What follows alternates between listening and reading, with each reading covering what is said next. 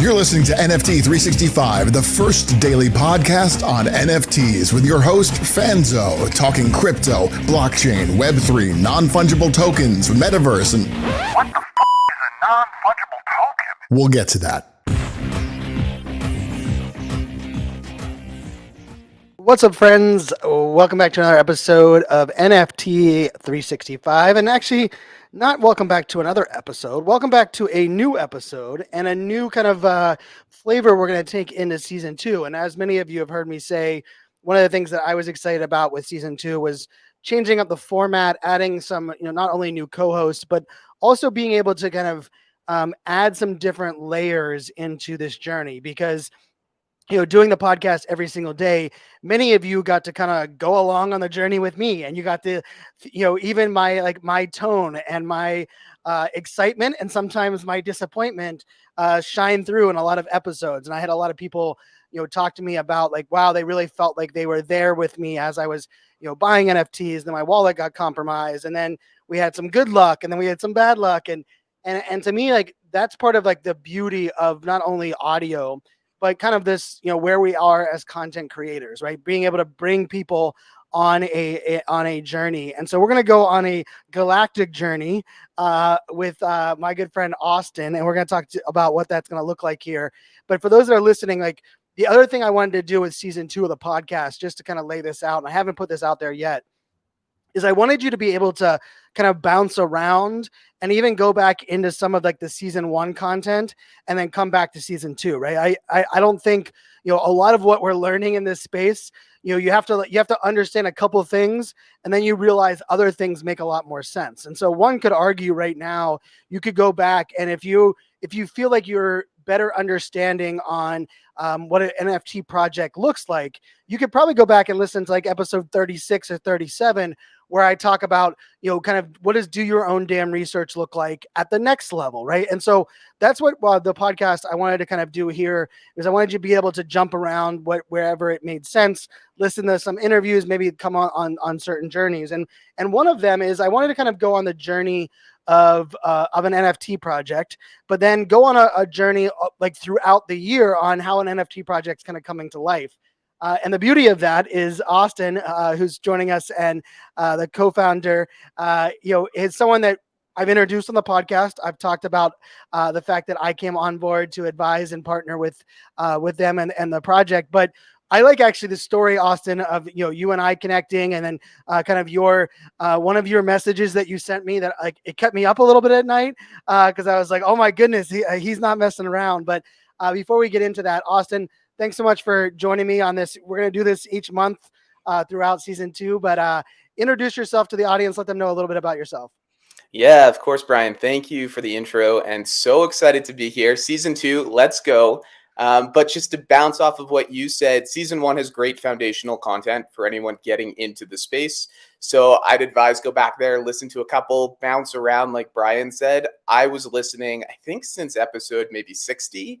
And I had you in my ear holes, as you like to say, every single day for the 365. So great content there. Make sure you go check it out.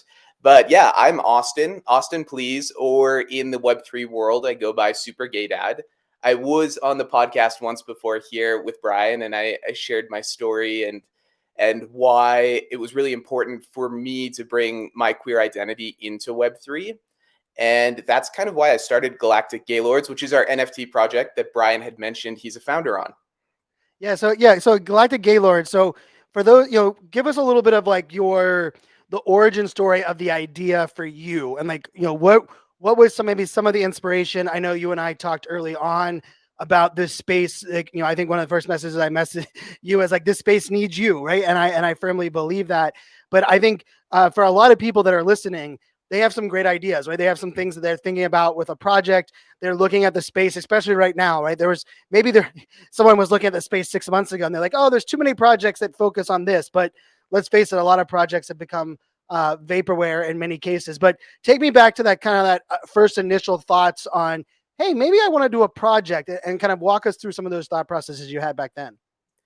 Yeah, so before I get into that, I'm going to tell you a funny story of where the origin came from. Okay. And there's this secret order called the Order of Chironia. Anyways, it's like this secret society, and me and JF, who's the artist and the other co-founder, we were trying to come up with names for the project, and we found this secret order, and that was originally what we thought we'd name it, but it's very difficult to spell and to write.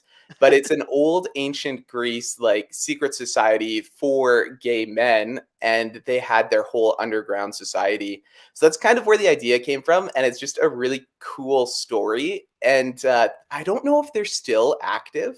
I did try to sign up to be part of a secret society. So I don't know if that means like I'll be picked up on the side of the road one day and like hazed and like I have no Where'd idea. Austin go? Oh yeah, I I remember know now. now I am part of the secret order.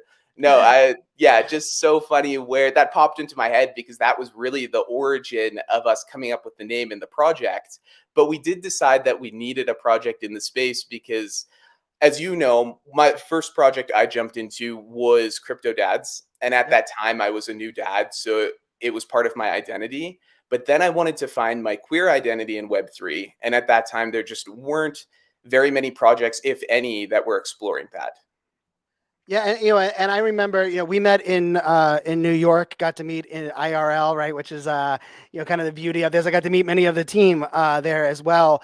I'm curious, like not only when you were looking at the space and saying, hey, the queer identity side of like kind of being exposed to that world, but what was your kind of because I mean I love that we were both of us had kind of the crypto dad experience, but I think for me I felt like there was a very open community in Web3, but also not a lot of people kind of like taking ownership of certain components or certain aspects of diversity and inclusion and a lot of things that are going on there.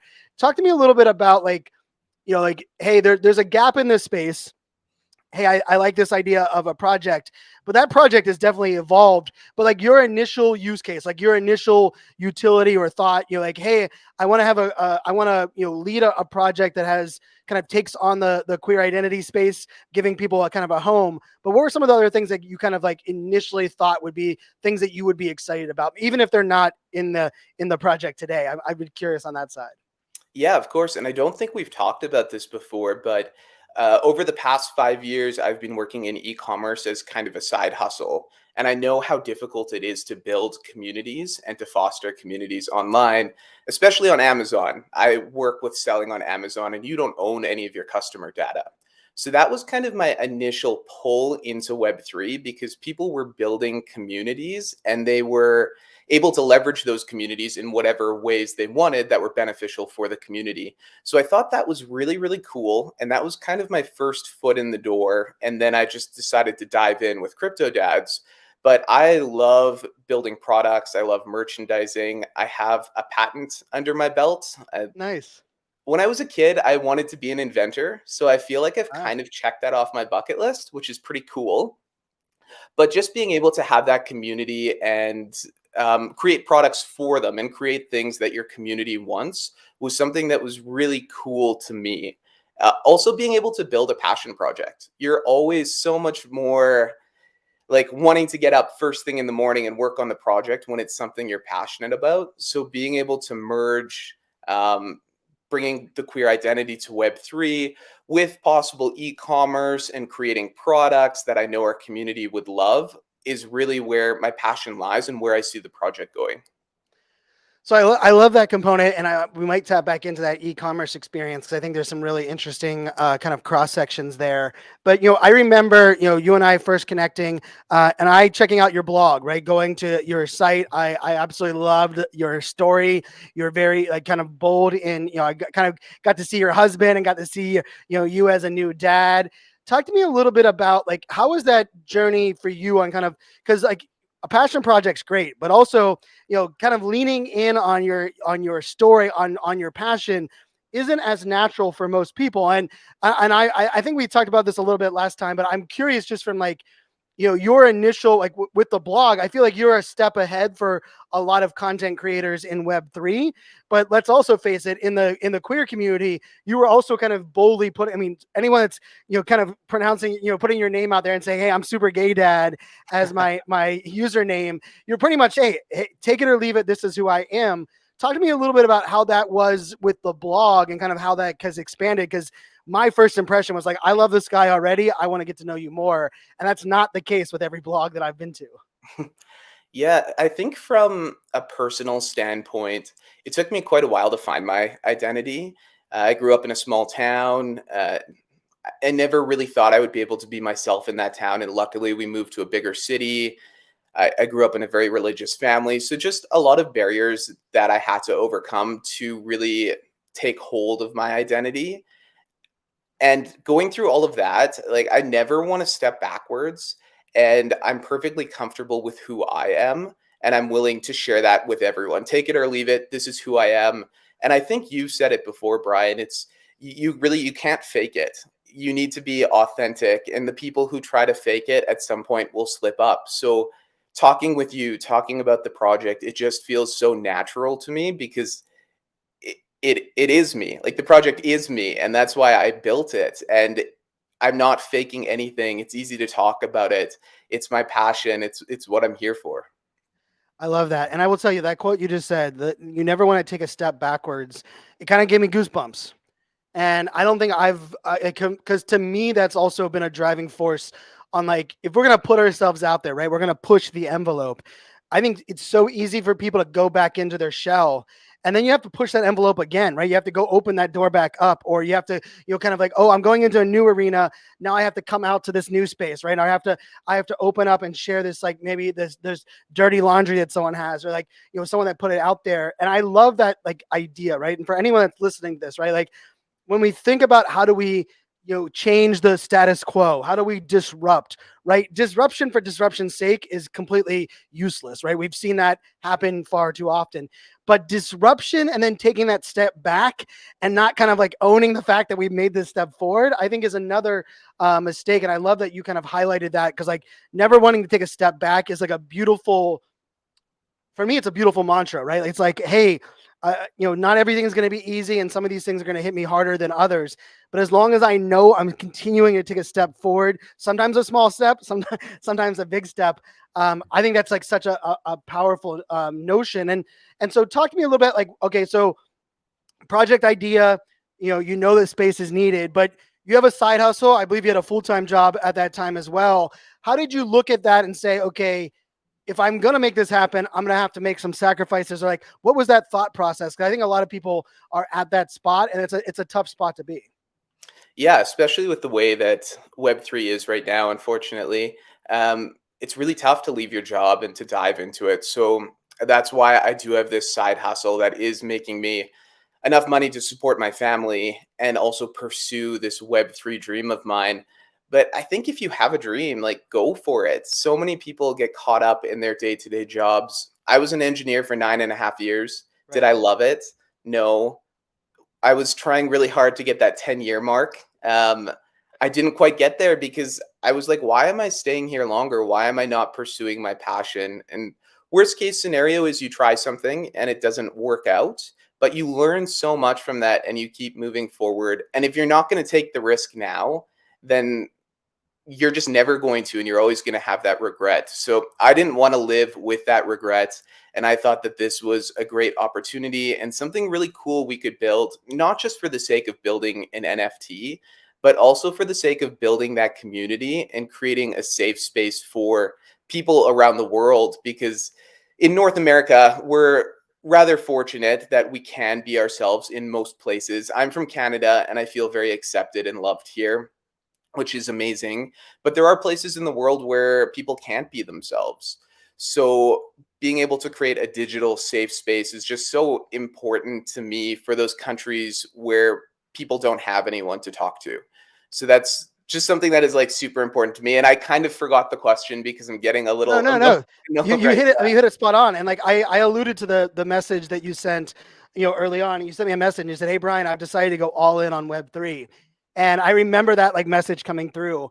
And I was like, to me, like, when people ask, like, what is my selection project process for, aligning myself with projects, right? Part of it is I have to believe, not that the person has to give up their job. Like, that's not, but it's like, hey, I have a passion for what I'm doing. I believe in what I'm doing. I'm willing to sacrifice some things to get it in there, right? It's the whole, when people talk about Gary Vee and like Gary Vee wants people to sleep on their couches, he's like, no, he doesn't want people to sleep on their couches. But if people are going to complain and bitch and moan and say they want these things, he wants to know that they're willing to sacrifice certain things to actually accomplish them. Like that's a basic norm. I am curious, and I'm not sure I had asked you this before, but how did your husband look at Web3 and you kind of taking those notions? How did those conversations go between the two of you? And like, I mean, newborn at home. Yes, you do have the side hustle, but I mean, I'm curious, just how did that conversation go and on kind of bringing that up? Because I don't know, is your husband active in Web3 at all at the moment? He's still very confused by Web3, which Okay. poses the huge question of how do you onboard people when your significant other doesn't even understand it when you're running a project. So he said he'd support me with like buying into the project and whatnot. But when it comes to the home life, he was very supportive off the bat. We are both engineers, so financially he's able to support me if he needs to for the year that I follow this passion project. And then maybe in the future something comes up for him and we swap things and he gets to follow his dream. I think that you need a supportive partner that's willing to go with you on those journeys that fulfill your soul. I love that. And maybe, and this is the teaser that we alluded to at the beginning that I didn't set up yet. But what we're going to do for those that are listening at this point, we're going to have Austin come back and maybe some members of the team as well every month throughout season 2. And the beauty of it is we're setting up the project now. We're going to get to more of the project. And then each month we're going to give you kind of an update and you're going to get to know where the project is and what certain things are. And this project has a lot of unique components on it that I'm excited for people to kind of learn as they go. But I'll put this out there, and you can put it out to your husband as well. Maybe towards the end of the season, maybe we bring him on and hear a little bit about like what was his thoughts throughout the process as well. Because you're right. Like, I mean, I know like I had a call with my dad yesterday, and I don't talk to my dad enough, but my dad is in Shiba Inu, heavy in crypto. He is so freaking confused and does not like NFTs. Like he's like, you're selling your art now as NFTs. Is that different than the NFTs, Brian, that you sold with the podcast? And like, my dad is like, he's very supportive, but he's like, I've never been more lost on what what these are. Right. It's like, so I'd love to hear like that component with your husband as well. But that's so funny. Our story writer had a really funny story on this same tangent. She was telling her dad about NFTs, and our writer is Teresa. She's amazing. Oh, yeah. Shout out to Teresa. Yes, for sure. He wanted to be supportive, and he bought a shirt that said, "I support Bitcoin." And she was like, kind of the same. Like, I appreciate your support. That's kind of awesome, actually. I love that because there is like I mean, the amount of people that interchange Bitcoin cryptocurrency is, astronomical. And then there's also the people that are like, all of that stuff seems like it's the same, right? Like that's kind of and that's I mean, I think it's a beautiful space to be in when that's the notion, right? Because the education is there, the onboarding is there. Talk to me a little bit about, you mentioned, artist, writer. So you have the idea, the initial piece, I believe was you were focused on kind of the character development, a community for identifying with, for gay men, I believe was the original kind of a launch. Who were like the first people you reached out to as far as building a team or kind of running the project by people? So when I first had the idea, I needed to find an artist, and I went to Instagram. And I just contacted a ton of people. Luckily, the artist who's now the co-founder, JF, he had a post that said, "Welcome to the metaverse," with one of his drawings, or "Find me in the metaverse." And I was like, oh, I hope this works out. This guy knows what the metaverse is. It could be a good match. And we ended up chatting, and he's now the co-founder, but he didn't know anything about the metaverse. He just thought it was like a cool word and knew it had something to do with maybe Web3. So I'm glad. That's even more awesome that it gave you the light, but the light wasn't even there, but it also still worked out. That's awesome. I love that. Yeah, it was just like the breadcrumb that brought us together. And then from there, honestly, we've been working on this project for probably about a year now. And I know during the hype phase, everyone created a project and released it really quick because there was so much demand for projects. And not going to lie, initially, that's what we wanted to do, was just to get it done and get it out.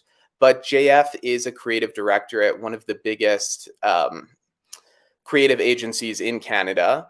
And he really saw potential in us building a brand and owning our own IP. So we took a step back and we reevaluated how we wanted to launch. And we've really leaned very heavily into storytelling. So we're doing a unique launch in the sense that instead of dropping all of our collection at once, we're going to keep it as a single collection, but we're doing what we're calling a drip drop. So we'll be dropping portions of it over time as our story releases. So, for example, when our story travels to the red planet, we'll release 1,000 NFTs. When we travel to the orange planet, we'll release 1,000, so on and so forth. So we really have something to keep our community engaged and keep releasing content. So I love, JF's, like, and like for anyone that's, like I think this is one of those stories that we're going to look back on history, and like that little decision to say, hey, let's make this a brand. Let's build story and IP. It'll be the best decision that happened for the project. Probably the decision that most people would have recommended against, right? 9 months ago, because, and I, I'm guilty of this as well, is like, I wanted to get a project out the door, right? And I was like, we just had to capitalize on this momentum, and let's face it, in some cases, getting an initial funding, even if the project components of it wasn't super successful, might have been able to be a vehicle for a lot of people. But I love that, like that pause. And I remember, you and I started talking about, hey, what would more involvement look like? For me, I loved that like mythology, like, hey, we're gonna be very hands-on on kind of building, something bigger than just one initial drop. But you were also very open to evolving some of the process, right? And like even like who you bring on the team, and like let's also be very clear, you've also been burnt a couple times along the way, right? And unfortunately, that's just the truth of this space at the moment, right? There are people that are going to sell unicorns, rainbows, and bullshit, right? Like they're going to tell you they can do all these things, hire us, we can make all these things happen. But there's also people that are going to come at you and say, I want to be a part of the team, I support the queer community, but maybe they're not as, like kind of, let's just say, true to their word. Talk to me about like some of those lessons, not in the, we'll get to the aligning with the wrong people, but you have JF, the artist, the founder, he's on board with like building this bigger brand. What were some of the other people that you were like, okay, we need these roles and we need these things? And like, how did that initial kind of building of the team kind of go through? So I'd say with all of that, it's the power to pivot. And it's essential in any NFT project or any brand, I'm sure. You need to be able to move in the right direction for the brand. And one of our most critical moments was at NFT NYC. There were a lot of people loving the art, loving the project, but I had someone come up to me privately and say, hey, I'm not sure if I'm allowed to be part of this elite LGBTQIA alphabet soup project because I am not part of the community. And that was never our intent. So at that point, we were planning to launch a month from that point. And we had to pull back and tell our community that what we thought our message wasn't what was being heard by other people in the community. So from that point, we took a step back. We've created more inclusive art with more female representation, and we've changed a lot of our copyright to include the word ally because we want a supportive community. And that doesn't mean that you need to identify as being queer. We just need you to support the people who are queer in this community. I mean, I think that is one of the most profound components of not only, to me, that's what I mean, it's what I fell in love with the project from that moment forward, right? Yeah. And I remember getting to meet, we got to meet in New York, and you told me that, right? And I said, like, I think we have to make sure that people are seen in the art, right? They're seen in the messaging.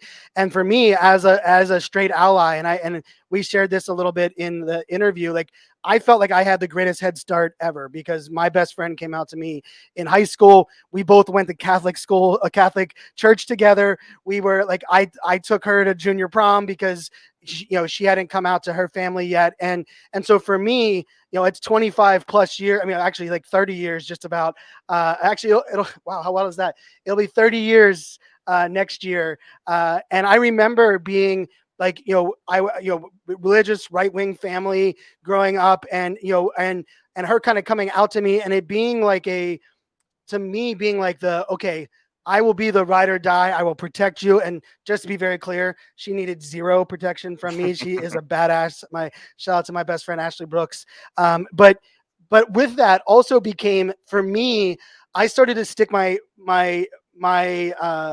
I won't even say influence. I started to stick my like passion to being an advocate, right? And many people that would know me from college, right? And I went to Radford in 1999, and one of the first things I said was like, hey, why don't we have pledge letters that are pride colors, right? And it wasn't even like I said rainbow, right? I don't even think I said pride colors, because I don't even think the two of those were kind of associated then.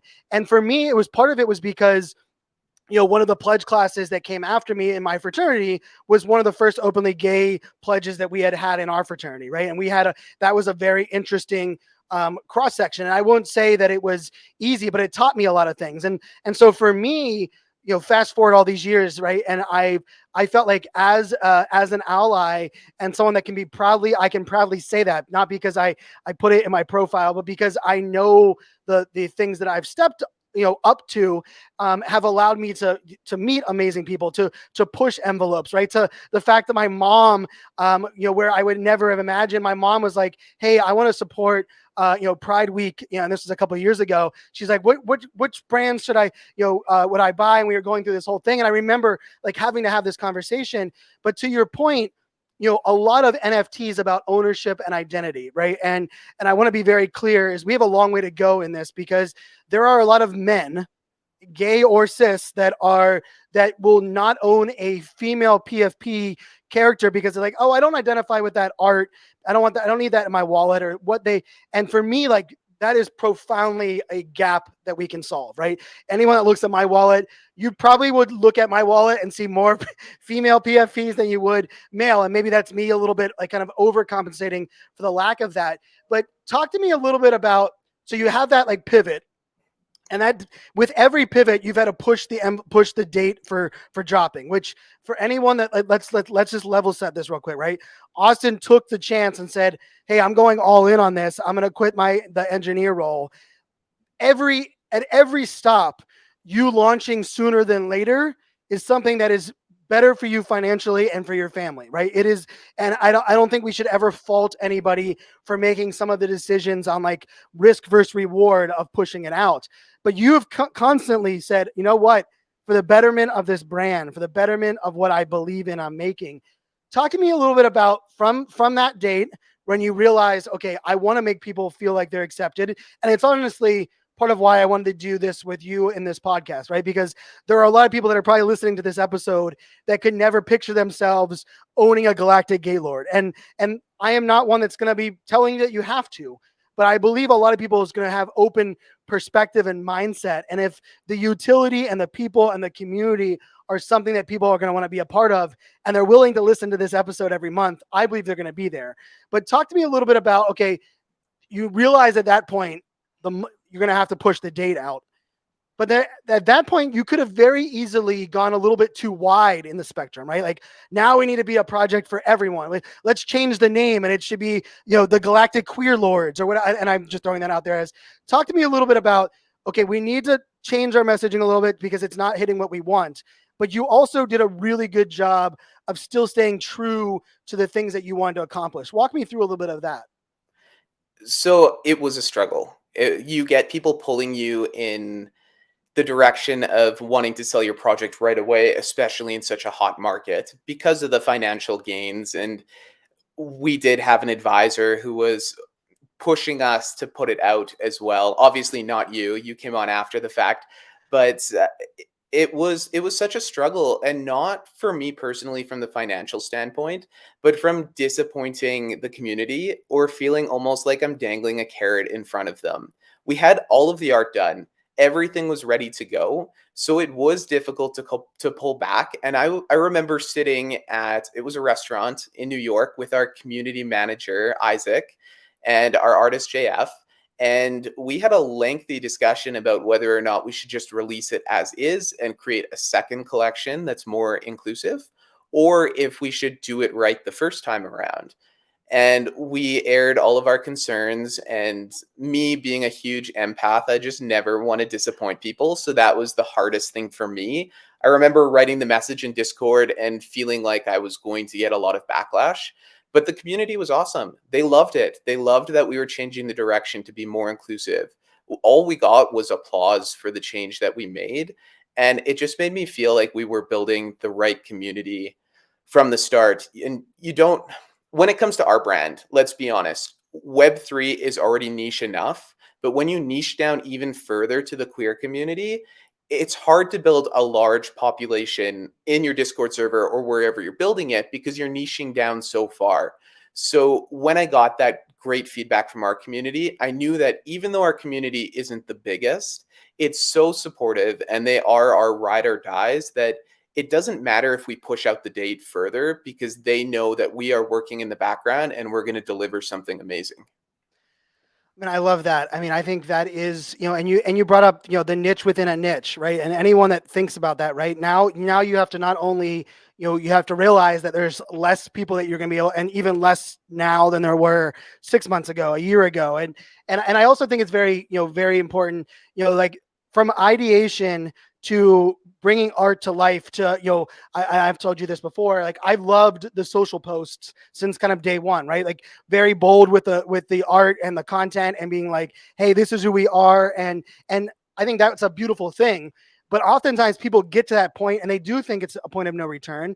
And in some cases that it is, right? And I, like for the little history here, right? CryptoPunks, CryptoPunks, for those that don't know, it's a 40% female collection, 60% male collection in the identity of and there's I think half of 1% that are the monsters of the the other side. But when people started to look at that collection, they realized that like none of the female characters that were identified in that collection had a hoodie, right, or wearing a backwards hat, and a lot of things that just didn't like. And for that collection, like I believe no one was really looking at collections with that in mind early on, right? And Meta Athletes, a project that I've been involved with since day one. I will say, like my very first time on the phone call was, I love the art. What does the female athlete art look like? And immediately was like, hey, we have a plan for that for our phase 2. Once we sell out the first collection, we're going to launch a second collection. And at the time that made sense, right? There was a very, aligned in that mission. And then I think even as Meta Athletes launched, we realized, hey, we don't want to wait till there's 10,000 out there. We want to get the female athlete, piece out here earlier because it also is about representation. Then we also throw in things like non-binary representation, right? And the idea that we want everyone, you mentioned being an empath, wanting everyone to be seen in a collection. I mean, there's, even though it's a niche within a niche, the amount of places that you were probably pulled and that where those variables go can be overwhelming. The other part about this is finding people to work with that match your vision, your mission, and want to kind of keep up at your pace. Talk to me a little bit about, your experience on hiring agencies or hiring others to kind of advise, because, unfortunately, and I hate to say this because it doesn't paint a great light in the space, but a lot of projects have come to me after realizing, hey, Fanzo, I hired the wrong advisor, or I hired this agency and they really screwed me over. Do you anyone that can help me out? I already blew, 90% of my budget I'm talking before Austin, you and I ever had a conversation in this. I had 9 or 10 others that had come to me. And that makes me, I mean, like, I'm not an angry person. That makes me angry, right? Because I do not appreciate a space that so many people are taking advantage of. We know how that happens in wallets. But talk to me a little bit about, like, okay, the idea is there, you're building the team, you realize you're going to need to hire some others to bring the activation to life. Talk to me how that process went and maybe some of the lessons that you learned kind of throughout that. Yeah, so being in the space for about a year, I'd say we've seen a lot and we've learned a lot, and there have been quite a few mistakes. One of the first ones was hiring on a development agency and a marketing agency. They were kind of a joint bundle. Everything sounded great. We talked on the phone. They were not doxxed, which was, to be honest, not really a red flag at that time. Nope. Because no one was doxing themselves. Now our perspective has changed, and anyone we work with has to send us a video application. So we're very on the other side of the spectrum there. But this particular agency, they were very smooth talkers, and they always said everything was going to be fine. They're working on stuff in the background. And unfortunately, just nothing was being delivered. They were the ones pushing us to release, but at the same time, they weren't showing us any of the deliverables. So it was very stressful from a founder's position to invest a large amount of money. For them, we paid 9 Ethereum, and that was when Ethereum was very high. Wow. So that was a huge hit to the project. Of course, we learned a lesson, but that was a very expensive lesson to learn. And I'd say now that we've been here for so long and we have built super fans of our community, that's really where we're drawing our resources from now. Our community manager, who is now our CFO, was one of the first people in our community. And Isaac was in there every single day talking, chatting with people. It started out that he was just moderating some of the chats, and I gave him the title of horny police officer because at times, sometimes people can get a little too heated in the discussion. So it was up to him to throw some sirens on some messages and make sure things didn't go too far. But that's just how it goes. You build these relationships with people, and they can be funny, they can be humorous, but then you realize that these people have day jobs, they have skills that they can bring to Web3 that maybe they never even thought of leveraging in Web3. And one thing leads to another, and you become the CFO of the company, like Isaac, or Awesome. the connections of those people can go a long way too. Isaac knew a writer. We interviewed 3 writers, and Teresa, who knew nothing about NFTs, got an email about wanting to write for Galactic Gaylords. She told me she read it out loud and was laughing hysterically because she had no idea what it was. She didn't know what NFTs were, but she thought it was kind of cool and maybe worth exploring. And again, one thing led to another. Now she's the head writer of the project and just doing an amazing job. So I'd say when it comes to building a team and resources, really look inside of your community and don't be swayed by the pressure to release right away or get persuaded by big numbers on people's Twitter followings or any of those vanity metrics that don't speak towards true experience. And just to clarify, you had done your research on the agency that had, kind of sold you the fake bill of goods, right? That didn't end up delivering and still have not delivered. I'm curious, just from a let's assess and reverse engineer, just so that anyone can learn from it. I think one of the biggest things that I've had to learn, right, as an advisor, and maybe this isn't as transparent as most people know, but a lot of advisors are paid based on a percentage of the mint, right, or a percentage of secondary. And let's face it, that alone incentivizes an advisor, and let's just say incentivizes an advisor that isn't strong in their convictions to sometimes sacrifice what is best for the project to say, hey, I need you to get the project out, right? Because I don't get my cut. I don't get my percentage, my 1%, my 5% until the project's out, right? And I think to me, that's been if I had to go back and wish anything on this space, I would have wished no advisors and no projects were rolled out that way. But the flip of that is you have to have liquidity and money to be able to pay up front if you don't want that kind of pressure. But then there's also the docs, undocs conversation that you brought up.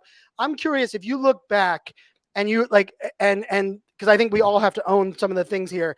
Is it that, hey, I should have done more research on who they were, who they worked with? Hey, I should have never believed a non-docs team.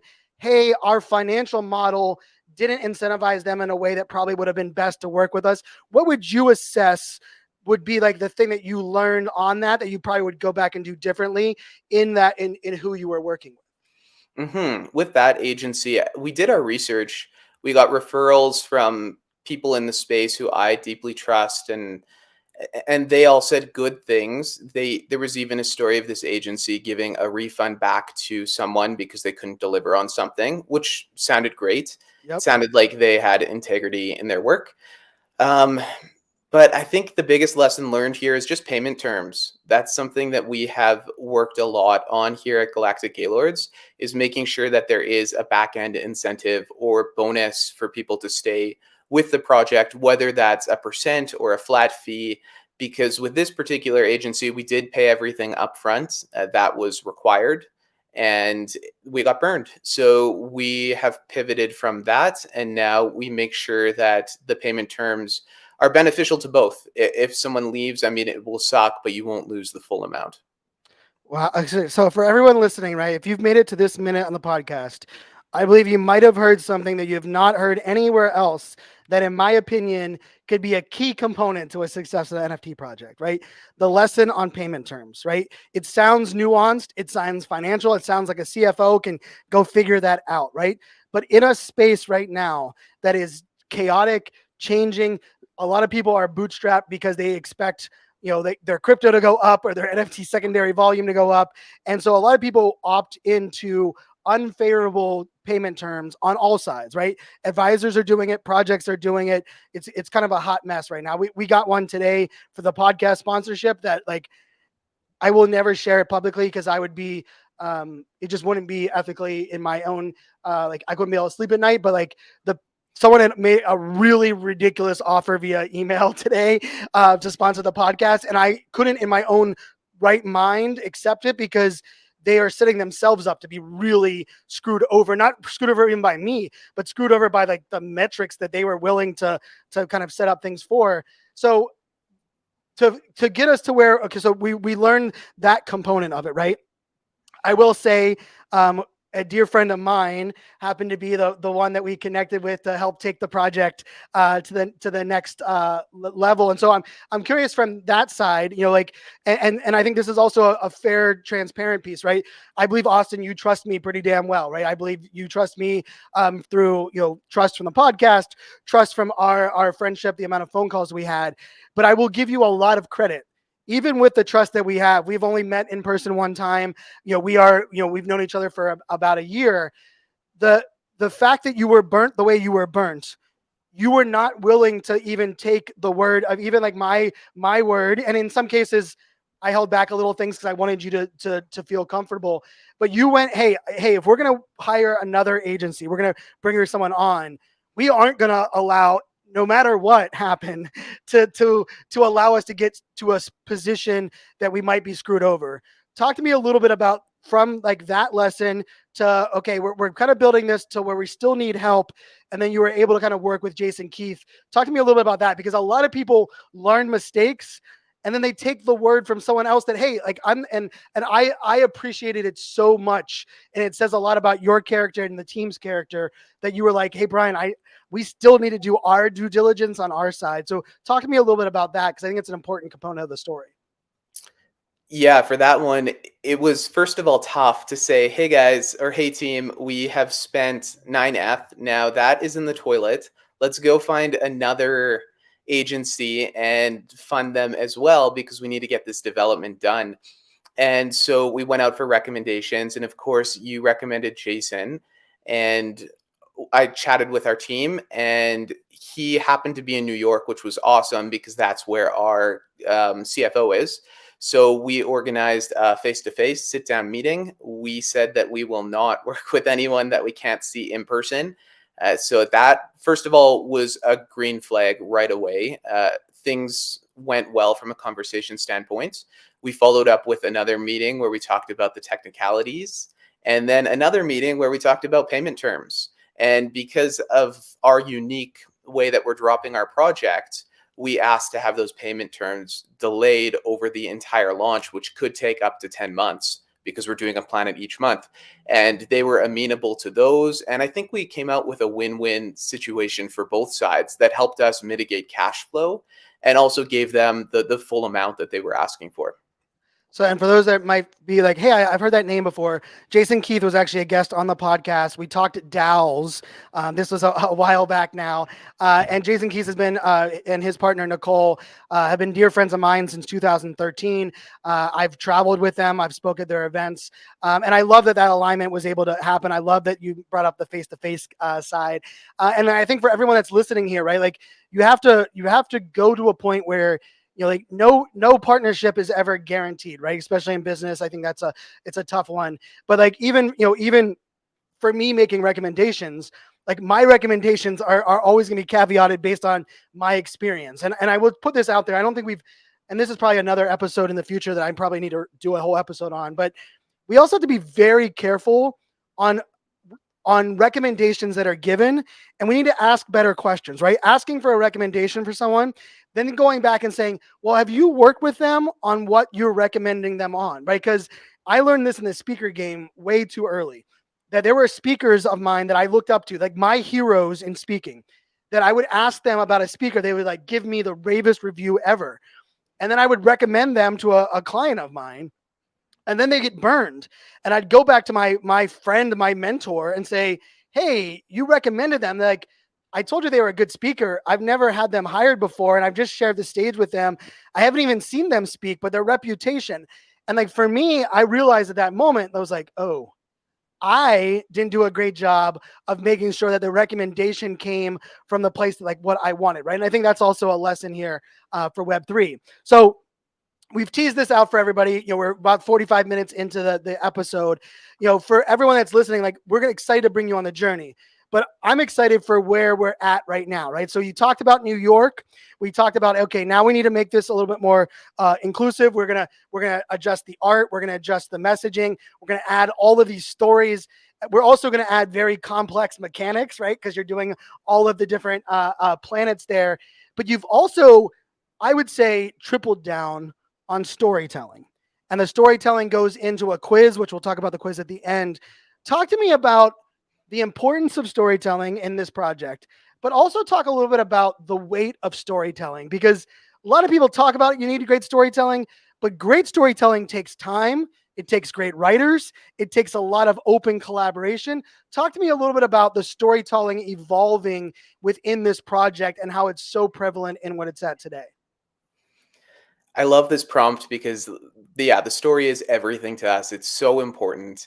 And if you've seen our team bios, our writer Teresa, she talks about just story writing being her life, and she is 100% the right person for this role. And I'd love to have her on the podcast here to really talk about the lore and talk about the Yes. planets, because she's living it right now. She writes every single day, and kind of with our story, we did have, I'm going to get into a story here. We did have a bit of a debate at the start about where we place this on a timeline. Like, do we do it in the near future? Do we do it in the far future? And I'd say our team almost always agrees on everything, but this was one that we couldn't really agree on. We ended up leaning towards it being in the near future so we can resonate more with people and with the way the world is going. So I'm not going to do it justice, but our first storyline is the binary era. So in the near future, the world has moved in a way where everything is black and white, as in yes or no, male or female. There's no room for differences, and then a secret society is formed for people who value differences, which is known as the Galactic Gaylords, or just the Gaylords at this point. They're underground, and then the story evolves that they move to planets where they can really be their true selves. I mean that alone, right, from the story perspective, is just such a beautiful thing. And we will definitely have her on. I love being on the calls with like the team and her commitment to like what she's doing within the story, what you're doing, with the art and the drop. Talk to me a little bit about, which comes first. I think that for a lot of people, they think of storytelling as like a marketing tactic or as like the core fundamental, but like the storytelling has to match the mechanics of the NFT drop. It has to be aligned with the art, has to be aligned with the utility that you're offering. Talk to me a little bit about like that whole piece on like how complex has it been to kind of weave a lot of those things together? It's been a lot of back and forth and a lot of changes. We had the art first. The art is all based off of what our artist had already done kind of in the Yep. past. I found one of his drawings and loved it and was like, we need to turn this into an NFT. So we really had the art first, but to get our message across, we knew we needed a powerful story, especially like the core fundamental message of our project is creating a safe space for everyone, for queer individuals. So we want people to develop a personal connection with the NFTs. And there's no better way to do that than with stories. At the beginning of this episode, you talked about reading my personal story, and that's why you connected to me. Yep. That's exactly what we want for our NFTs. Each planet has a different environment, it has a different hero story. We do have some celebrities writing stories of their queer journey that is being put within the constraints of our universe, which will then be part of our lore as well. So we really want people to connect with those and maybe see themselves in some of these stories. And that is honestly the power of storytelling. If you can connect with something personally, you can put yourself in the shoes of that character or that video game or whatever it is, and you start thinking about it more, and you get that connection with it. Now, along with that story, also comes kind of like that experience, first impression being memorable, right? And when we're in New York, you had met up. There was, you had some drag queens that were with you as well, that were, fully part of the team and part of the experience. But I also know that you've also brought in some diverse people within your niche to give feedback, to give like, okay, what are our thoughts here? Can we help this person help onboard or test out our messaging? I don't think there's enough people that have in Web3 done a great job of understanding their community, asking what people want, how that all goes. Talk to me a little bit about like the importance for you to stay true to the messaging, but also being very good at kind of bringing in different people's point of view and feedback. Because I would think that's, in my opinion, that's the strong suit that I think the project has as a whole, but it's not native for everyone. Talk to me a little bit about that as well. So for that one, I feel like we're building this project for our community. So if we weren't listening to them, then why are we even building the project? And I'm gonna go ahead and like plug our whole team here, but Yeah. Isaac, our CFO, has built in a really cool mechanic into our project where he's doing a revenue share where people are paid out per quarter to be content creators for our project. And that can be anything from maybe writing a song, doing an art piece, but we really want to involve the community as much as we can and make Galactic Gaylords a global brand that everyone can kind of resonate with and find stories that they connect to. Maybe someone who is hired on for a quarter writes a story that really resonates with someone halfway across the world and brings them into the community. Like, how friggin' cool is that? It's really cool. And I will tell you, whenever I first heard that on one of our calls that we have, with the team, I think I was fist pumping because I was like, oh my goodness, like this component. And I will say, like, this will be a mechanic that will take some fine tuning, right? Because a lot of it's that shared revenue but we talk about making sure artists are paid. We talk about making sure project founders are paid. We don't talk very much about content creators getting paid. And there's a lot of content creators that create a lot of stuff for a lot of projects that end up changing the floor price, that increase the onboarding, yet are never really compensated in this space. So I think this is going to be a beautiful piece. But I think, for those that are listening, some of these fundamentals, like hiring within your community, like your most active people, like when we've heard this, like from like the Zappos or even, a lot of these brands that said, we just decided to hire our biggest fan, and our biggest fan ended up becoming, our CMO, or ended up becoming eventually our founder. Like those are Web 2, Web 1 tactics that work really well in this space. And you're a spitting example of it. The other part of it is you're willing to innovate, willing to push things, to do new things. And one of them is a planet quiz, right? That you have rolling out that we're actually be able to, let people partake in now that are listening. Talk to me about the idea of the quiz, and then what is the quiz in your like kind of funnel of your project, and what you're hoping to get out of it. Yeah, so this is a great plug. Thank you. We just finished our Galactic Planet quiz. And if you think Harry Potter houses and how you answer questions to be aligned with the house, it's very similar in the foundation to that quiz because you answer, I think it's 11 questions, and we'll tell you what planet you belong to. And our writer did an amazing job of just creating each planet, not just the aesthetics of the planet, that is also part of the results, but we talk about what humans would thrive on that planet based on your personalities, based on your horoscopes, based on a number of factors. So this is again building that personal connection to the lore, to the brand, to the NFTs. And we're using it as a top of funnel to get people into our MailChimp, we're using for email marketing. I don't think enough projects are leveraging email marketing, Nope, and they're and not. it's You're so, right. so, so powerful. So by collecting the answer to what is your favorite alien pet, if you chose the blobby lava monster, then maybe in 2 months from now, you might get a cool email about claiming a blobby lava monster because that was the pet that you really wanted. So we're using all of that information top of funnel to get people into the project and also doing cool things with whitelist. We like to call it rainbow list.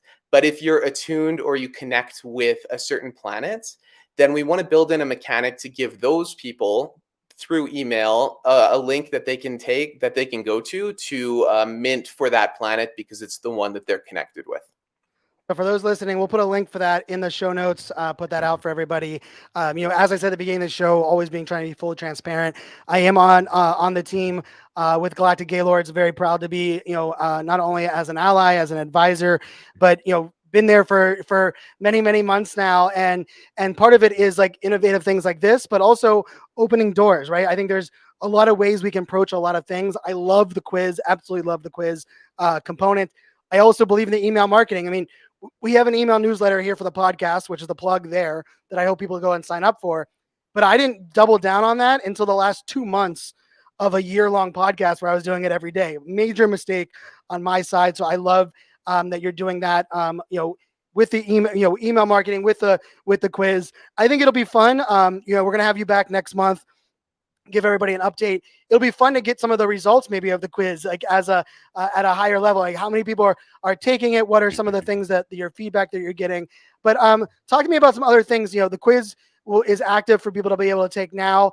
Do we have a mint date, a mint time frame? What are the things people can look forward to? And just remember, for everybody listening, the beauty of this is you're going to come along with us each month. And so Austin's going to update us every month as we go on some of the things that maybe the dates have changed. Maybe the methodology has changed. But in the moment right now, what are we looking at in the future? And what are things that you're excited to kind of roll out?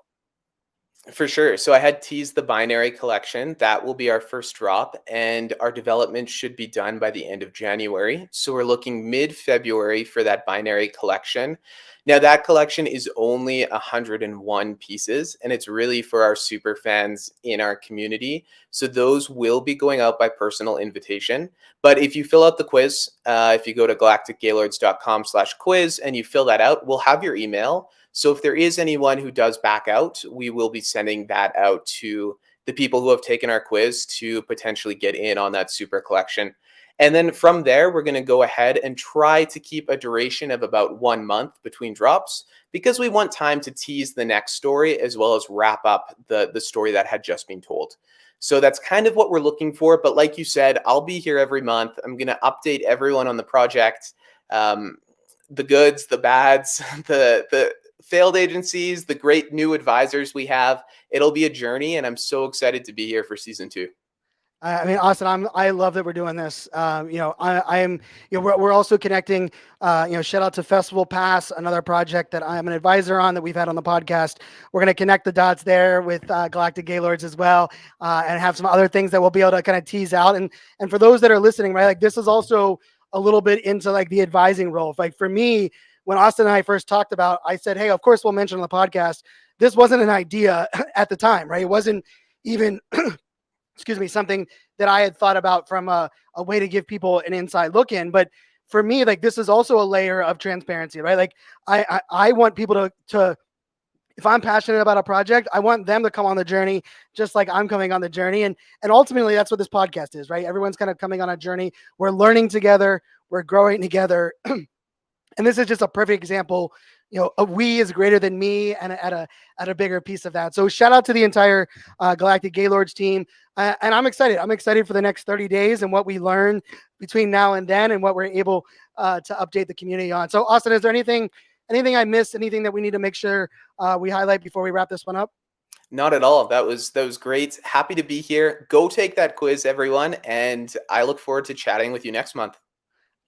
beyond excited to have everybody doing that. Yeah, and maybe we'll do a little giveaway. There's a couple NFTs with some AI art that I have in the works. And maybe we'll do a giveaway to some members of our community that fill out the quiz, and we'll maybe do something on the next episode that we have Austin on. So we'll have some fun with it that way as well. And so for everybody listening, as always, appreciate your time.